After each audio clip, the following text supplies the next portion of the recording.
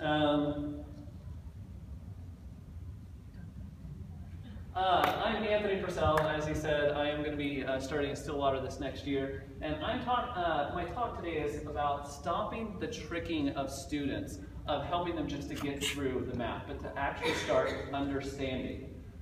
When we look at teaching the students the ideas, I think so many of us have been focused on getting them through the year to take that test at the end that they're not getting the full understanding that they need. So the tricking that we've been doing only helps them at that moment.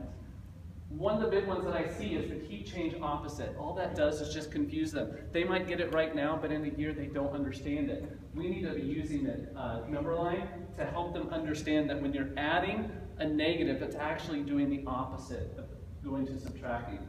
When we're looking at trying to solve large problems, get rid of PEMDAS because they get confused. I've got to multiply before I divide. No, it's the same thing. So looking at GMA, multiplication, division is the same. Adding, subtracting is the same. But along with these tricks is the mathematical terms. We need to get away from those easy words that kids seem to understand more and go to the mathematical. Another trick is when we're looking at the distance formula. It's really just Pythagorean theorem. I took a test. I could not remember the distance formula. I just did Pythagorean theorem, and you know what? I passed the test. M and B, those are just letters. We need to stop saying, hey, what's B? No, we need to tell them what is the y-intercept. We need to be using that mathematical terms so that they understand it more. When teachers have the understanding of the content, the students start to have that understanding as well. It just goes to them.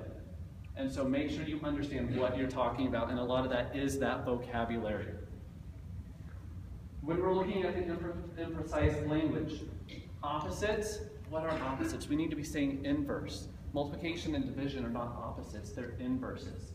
When we're looking at reducing, that means you're making a fraction smaller? No, you're actually just making the numbers smaller. It's not, there's some confusion in that.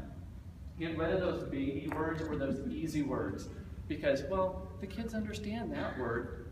Okay, they'll also understand the math term that you're actually supposed to be using if you use it. What is a big angle? I don't know, I have two different angles there. Which one's big? One's obtuse. So when you're working with your elementary kids, you need to use that word obtuse. It's not big because reflex is even larger. You're not borrowing. One of the things I've heard before is that some students go, okay, if I borrow, when do I give it back? In subtraction, if you just say borrow, you're not giving it back. And that is confusing kids because they know that if they borrow something, they've got to give it back. Math vocabulary is that understanding. Use those mathematical words. Don't baby it for the kids. Taking a look at this next slide.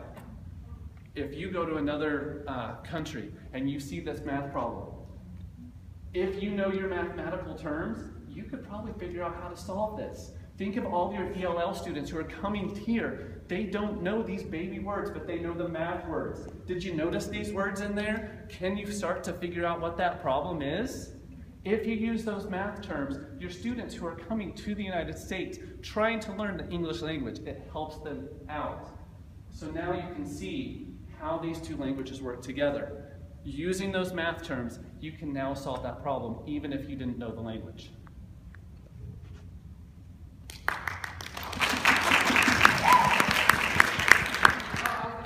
Along with Common Core, one of the mathematical practices is attending to precision. That precision is the vocabulary. And I know that we are not a Common Core state, and we're working on new standards. With the new standards, we actually have something that we're looking at, and it is to develop the ability to communicate mathematically. You have to use those math words so that we can communicate. Without them, we're losing that communication, and it is not good at all. We communicate about all sorts of things, like our pets.